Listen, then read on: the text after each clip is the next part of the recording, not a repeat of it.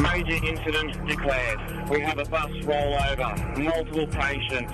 A loss beyond words, a tragedy beyond comprehension, an unfairness beyond understanding. 10 people have lost their lives here. There's still 14 people in hospital, and a whole wedding party has had their lives changed forever.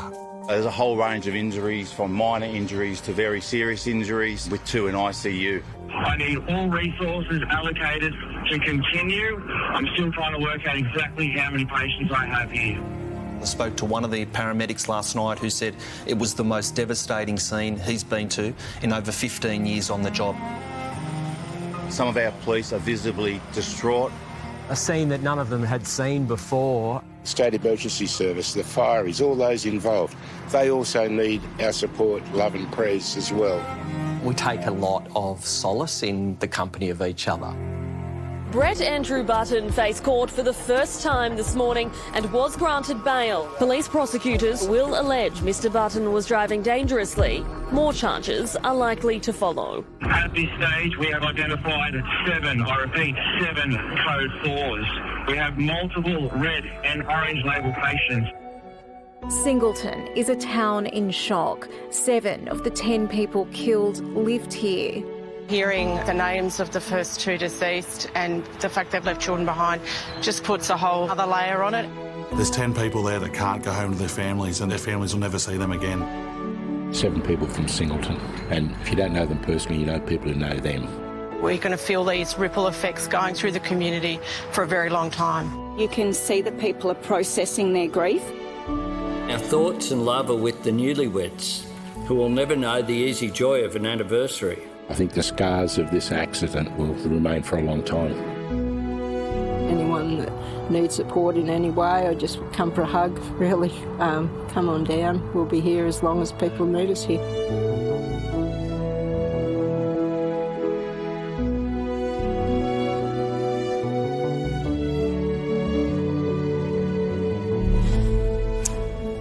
It's terrible, and it's also terrible with like a knock-on effect, because every way you sort of turn, then you think of like the first responders, and you think of what the Prime Minister said about their anniversary, and these were people who they'd loved enough to invite to their wedding, and they'd organised a bus because they wanted their guests to be safe. Yeah, to do the right thing. I know it's so big and so traumatic. It's sort of hard to wrap your head around it. But I think in times like this, it's always good to look for the helpers, the first responders, the community who have wrapped their arms around each other. And in situations like this, Aussies, you see Aussies digging deep and wanting to help.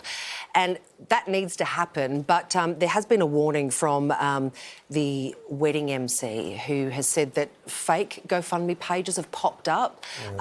Be careful who you give to. We will put the official GoFundMe address on our website.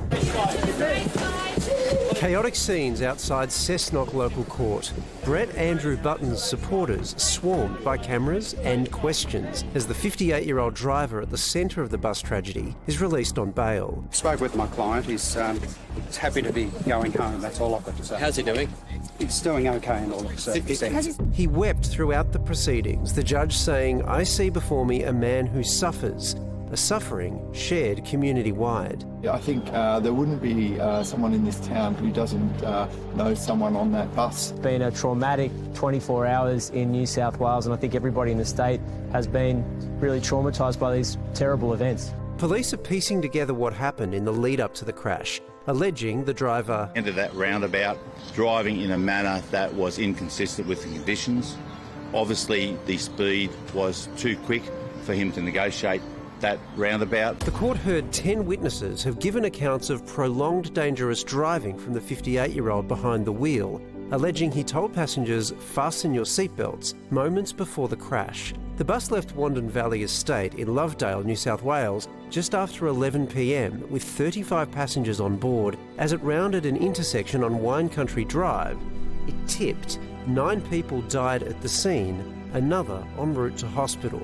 A mother and daughter, a husband and wife, a local doctor, a cancer survivor among the victims. We've got people in the range from 20s to 60s, males to females, local and interstate, as you expect when people travel far and wide for a funeral. For a wedding. Questions again asked about seatbelts on buses. My understanding is that it's actually not mandatory. That's actually not correct. Okay. So where seatbelts are supplied, they must be worn. Trauma centres have been established in 2 neighbouring towns to support the community. Come for a hug, really. Come on down. We'll be here as long as people need us here. And the rescue effort's first responders. This kind of trauma work is essential, it's desperately needed, but it takes a massive toll on those that do it for a living.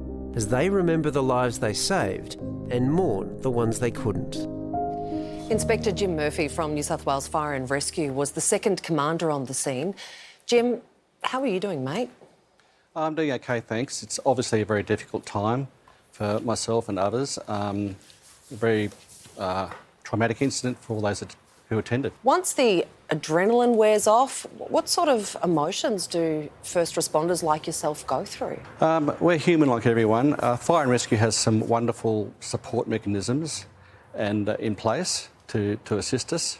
It's very traumatic, and we obviously care deeply when we're at the scene for the victims and the people we're trying to help. Jim, you've obviously had a few seasons at the front line, but have you ever seen anything like this over your career?